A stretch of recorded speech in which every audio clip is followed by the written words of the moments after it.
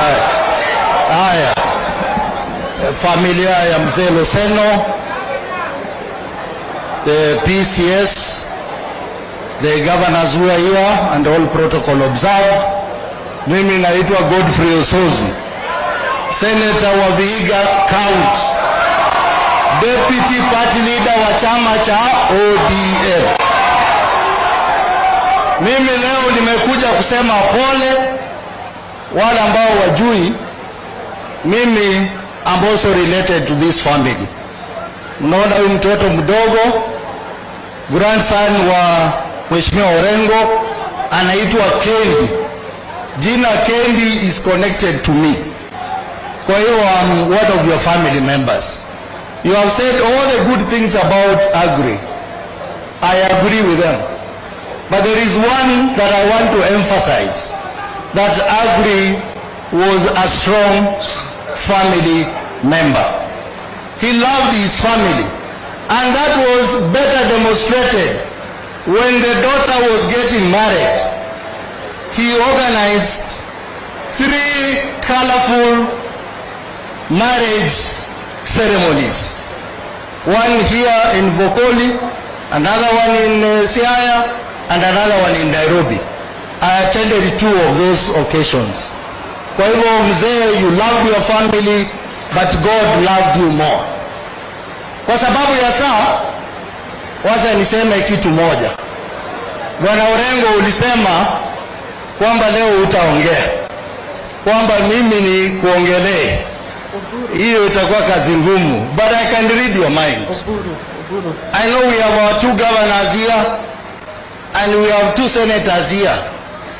I want to say that if there is a moment that senators and governors, we are united, it is this moment. We are saying, and you heard the court saying the other day, matters to do with the roads should be the preserve of county government. That is a historic ruling. And that is a signal that all other functions that are supposed to be devolved, for heaven's sake, they should be devolved. Number 2, we are now fighting for more resources to the counties. And this time, we are not going to soften. We know that the division of revenue, as a Senate, we have asked for 465 billion. But the National Assembly has decided that they cannot support us on that.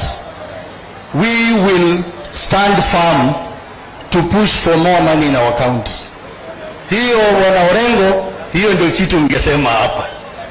Jambo la pili, nimesikia Bwana Agoi ukiongea hapa vitu, lakini nataka kuambia Agoi, nyinyi mlisaini mkataba ya 30%.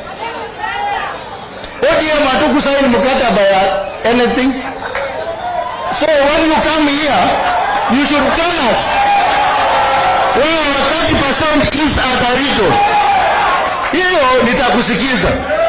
Lakini wao ukikuja hapa ukianza kulaumu ODM, ODM is not in government. For heaven's sake, you are in government. Give our people the 30% they were asked that they will be given. Then we listen to you. Jambo la mwisho, mimi, I want now to speak as ODM because I'm the deputy party leader of ODM. Leo nimeamuka asubuhi, nimeona magazeti ati wanasema ODM has been tamed. Tamed by who? And tamed when? That because Orengo has gone to State House to bargain for his people, that now ODM has been tamed. ODM is the party that has stood for Kenyans. We may have changed our tactic from hard tacos to soft tacos, but we are for the people of Kenya. And we will continue to fight for the people of Kenya. And that is why we have a 10-point agenda MOU addressing the issues of Kenyans, including devolution, where we are asking for only 450 billion. Bwana PCS, when you go back to Nairobi, tell the president that we as ODM, we are peaceful, we will continue to push for the interests of this country, but we have that MOU of 10 points. Let him not forget the 10 points agenda.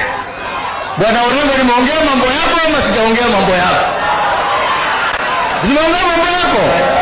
Nasema asante sana, Mungu awabariki.